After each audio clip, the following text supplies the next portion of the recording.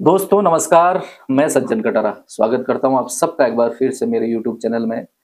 दोस्तों लोकसभा चुनाव हुए। वैसे तो लोकसभा चुनाव भारत के कई हिस्सों में अभी भी चल रहे हैं। तमाम पार्टियां, बड़ी पार्टियां और जितनी भी क्षेत्रीय पार्टियां सब प्रचार प्रसार कर रही है, लोगों तक पहुंचने की कोशिश कर रही है, उनकी घोषणाओं को लेकर के, उनकी मैनिफेस्टो, उनके वादे को लेकर के वोटरों को लुभाने की कोशिश कर रही है। वैसे ही राजस्थान, मध्य प्रदेश और गुजरात के लोकसभा चुनाव की वोटिंग हो गई।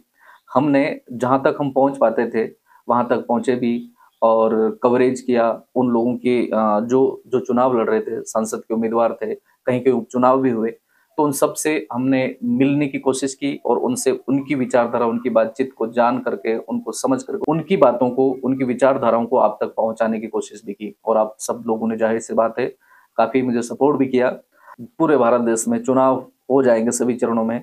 सभी लोगों को बेसब्री से सिर्फ एक चीज का इंतजार है, जो जो चुनाव लड़े उनके लिए तो हर रात हर दिन बहुत ही सस्पेंस भरा, बहुत लंबा इंतजार उनको करना पड़ रहा है। ऐसा लग रहा है कि भाई क्या होने वाला है 4 तारीख को, क्योंकि सबको पता है 4 तारीख को, 4 जून को लोकसभा चुनाव के रिजल्ट आने वाले हैं। काफी सीटें बहुत ही चर्चाओं का विषय भी रही। नमस्कार कटारा जी। नमस्कार सर, बैठिए बैठिए, आइए बैठिए। नमस्कार। नमस्कार, बैठिए बैठिए बैठिए। क्या न्यूज बना रहे हो क्या? न्यूज, खास न्यूज बना रहे थे। अच्छा। तो आज आप भी आगे पढ़ाई कर रहे हैं, बताइए। मैं पढ़ रहा था थोड़ा सा और न्यूज देख रहा था। मैं तो एक, आप वैसे न्यूज तो बना ही रहे हो, हाँ। पर एक एमएलए है बड़ा तगड़ा है। कौन सा? मैं तो उसका जबरदस्त फैन हूँ। अच्छा। मध्य प्रदेश का है, अपने सलाना विधानसभा का, कमलेश्वर डोडियार जी। कमलेश्वर जी डोडियार। आप क्या सब फैन है? मैंने वीडियो भी बनाया काफी। आपके वीडियो भी मैंने देखे और मैं अच्छे से मैं उनको अप्रिशिएट करूंगा उनके काम को, क्योंकि खासे चर्चा में रहते हैं वो। अच्छा। जैसे ही चुनाव हुआ, कोई भी मोटरसाइकिल से एमएलए विधानसभा नहीं गया आज तक। वो गए, पर वो गए हैं, वो मोटरसाइकिल से विधानसभा पहुंच गए। उसके बाद थोड़े दिन में एक न्यूज आई थी कि कमलेश्वर जी माननीय से महामहिम बनना चाहते हैं, जज की तैयारी कर रहे हैं। बिल्कुल। फिर थोड़े दिन बाद ऐसा लगा कि यार कमलेश्वर गायब हो गया, तो डर गया कुछ लोगों के, या वीडियो बना के लोगों से पैसे ले लिए। हाँ, ऐसा लगा कि कमलेश्वर बिक भी गया है।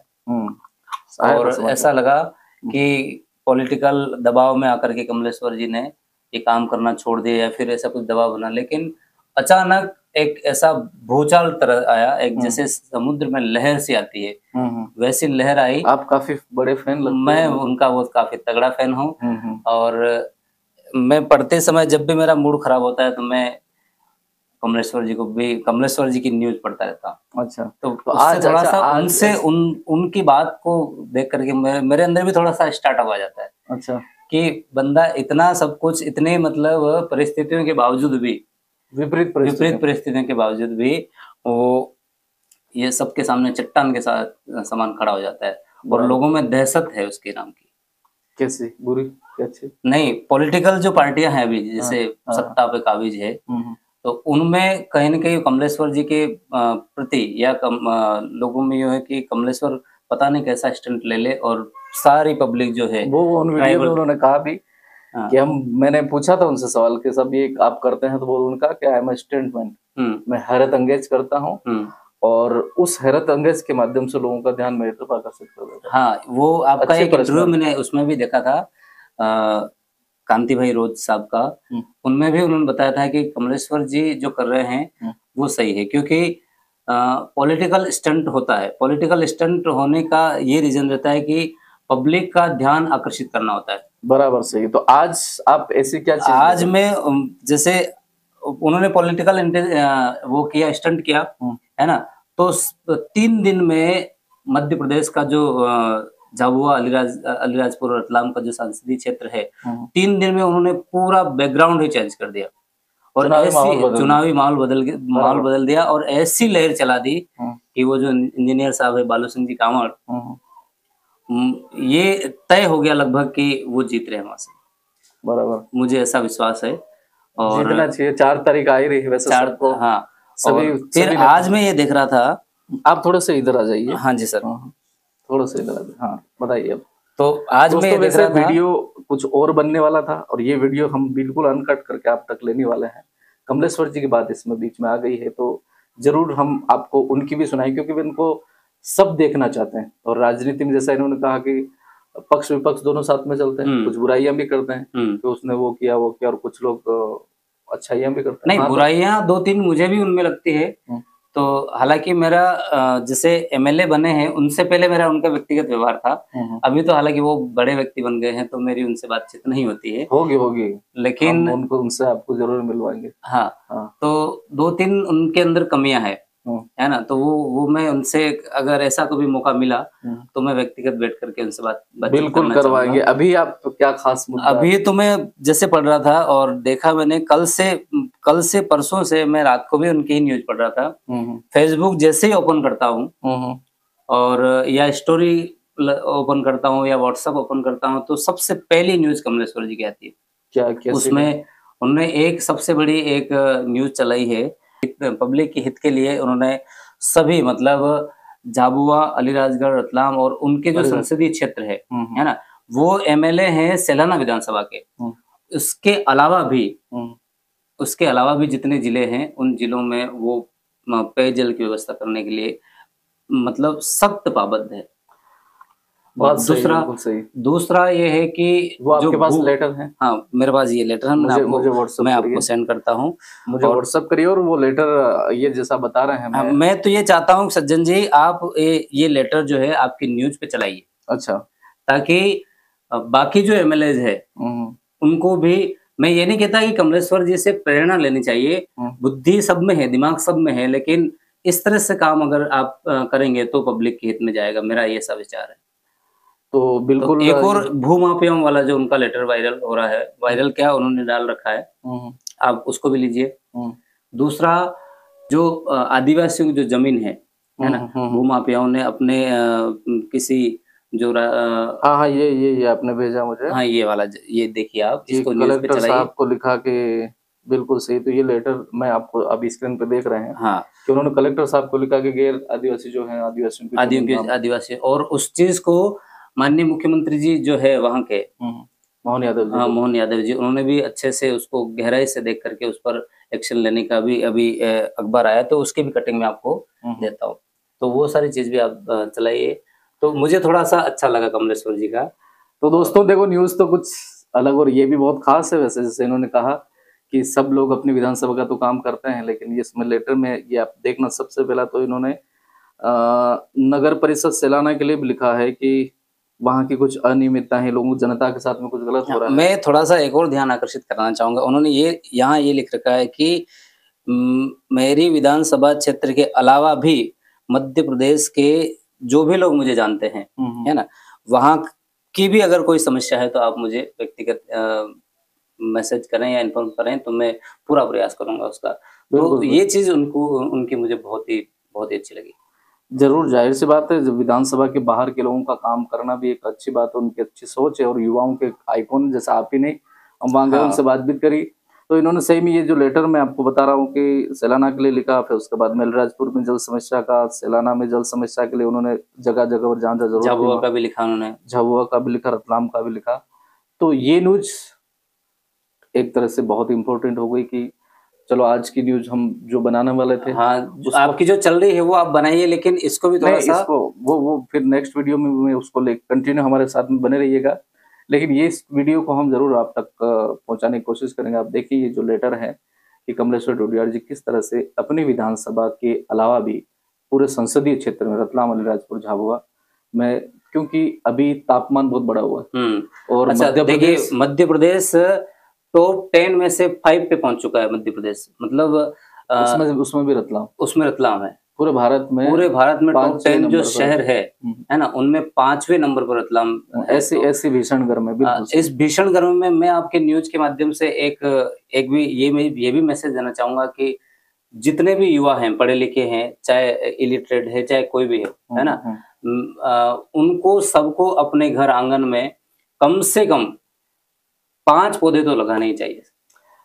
बिल्कुल ग्लोबल वार्मिंग की वजह से आज 46-47 डिग्री तापमान बढ़ रहा है ना। और मैं एक्चुअली ज्योग्राफी का स्टूडेंट हूँ सर, तो अगर 56 डिग्री सेल्सियस तापमान पहुंच जाएगा तो जल जाएंगे, तो इंसान जिंदा जल जाएगा। बिल्कुल सही है, जल जाएंगे।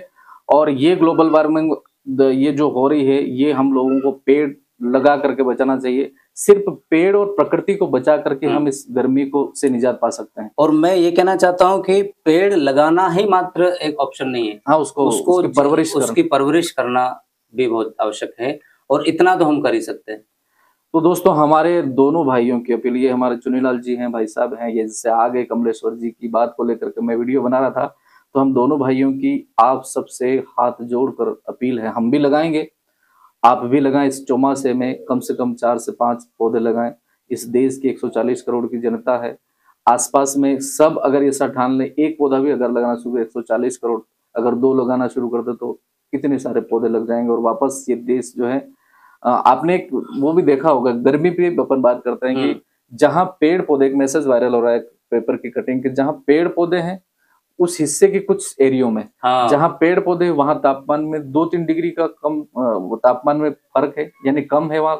और जहां उसी एरिया में जहां पेड़ पौधे है ही नहीं, वहां और ज्यादा तापमान है। तो हम इस गर्मी से निजात पेड़ पौधे लगाकर ही पा सकते हैं। हमारे क्षेत्र के जो सांसद उम्मीदवार है श्री मांगीलाल जी रंधावा, उन्होंने 2100 पौधे लगाने का खुद को चुनौती दी है कि मैं इस बारिश में 2100 पौधे लगाऊंगा। तो हालांकि आप सभी, हम लोग इतना नहीं कर पाएंगे, लेकिन कम से कम 5 पौधे तो हम लगा ही सकते हैं। उन्होंने भी अभी न्यूज में, अभी मीडिया में काफी सभी लोगों से ऐसी अपील की है कि सभी पेड़ पौधे लगाएं, गड्ढे खोद कर रखें, बारिश में पौधे लगाएं। तो हम लोग इतना तो नहीं कर पाएंगे, लेकिन 5 पौधे तो हम लगाएंगे। और मैं आज से आप सभी के माध्यम से, और मैं यहाँ से एक प्रण लूंगा कि मैं 5 पौधे लगाऊंगा और उनको जीवित रखने का प्रण लेता हूँ। बिल्कुल, आप सब लोग भी लगाएं। हमारी सबसे अपील है, इस गर्मी से निजात पाने के लिए हमको प्रकृति बचाना, हमको दुनिया बचाना है। और जिस तरह से बात हमारी कमलेश्वर जी से शुरू हुई थी, उन्होंने अपने संसदीय क्षेत्र से, क्योंकि पानी की किल्लत आदिवासी क्षेत्र में बहुत ज्यादा, सबसे ज्यादा समस्या पानी की। और इंसान तो पी लेगा, 5-5 किलोमीटर दूर से भी माथे पे मटका उठा करके ला करके उस मजबूरी में लाके इंसान पे, लेकिन कहीं के मवेशी बिना पानी के मर रहा है। आज भी देखा है मैंने न्यूज में, एक गिलहरी बिना पानी से रोड पर मर गई। तो इंसान है और जिंदा है, तो जिंदा होने का प्रमाण दें, और पेड़ पौधे जरूर लगाएं, और खुद लगाएं, और लोगों के लिए अपील भी करें। दोस्तों, मुझे विश्वास है कि इस मुद्दे पर भी कमलेश्वर जी जरूर कुछ न कुछ ऐसा स्टंट लेकर के आएंगे, ताकि लोगों में काफी उत्साह भी बढ़ेगा पेड़ पौधे के लिए। तो कमलेश्वर जी से भी हमारी अपील है, पेड़ पौधों के लिए भी ऐसा कुछ करें। और आपका एक खास फैन हम बहुत जरूर आप सबसे निवेदन करते हैं, और अपन मिलेंगे, उनसे बात भी करेंगे। वैसे हम उनकी विधानसभा से नहीं है, हम उस राज्य से भी नहीं है, मध्य प्रदेश हमारा पड़ोसी राज्य है। हमारे वीडियो में एक नया ट्विस्ट आया, और मैं हूँ सज्जन कटारा, आप हैं चुनीलाल जी कटारा, और हम वीडियो बना रहा था, इन्होंने आकर के ये भी बहुत अच्छी पहल आपने करी और अच्छी चीज बताई। तो मेरे दिमाग में चल रहा था, जैसे तापमान दिनों दिन बढ़ता ही जा रहा है, तो आने वाले समय में ये बहुत ही खतरा होगा हम सब के लिए, है ना। एक चीज ये है कि गवर्नमेंट की एक रिपोर्ट चल रही है, WHO की, कि अगर ऐसे ही प्रकृति में पेड़ पौधे कटते रहे, है ना, तो 5 साल में खत्म है। और आज भी अगर हम प्रकृति को बचाना चाहते हैं, तो आज 300 करोड़ पौधे अगर आज इस पृथ्वी पर हो, तब जाकर के पूरा सिस्टम पहले जैसा हो सकता है। तो इतने पौधे कम पड़ चुके हैं। सभी लोगों से हमारी अपील है, चुनीलाल जी की, हमारी, कि आप जरूर पेड़ पौधे लगाने का प्रण लें। और हमारी जो बातचीत है, जो वीडियो हमारा बन चुका है, इसमें आप क्या विचार रखते हैं, क्या मैसेज आपको लगा, आप कमेंट बॉक्स में जरूर बताएं। और चैनल पर नए हैं तो जरूर सब्सक्राइब करें। बहुत बहुत धन्यवाद।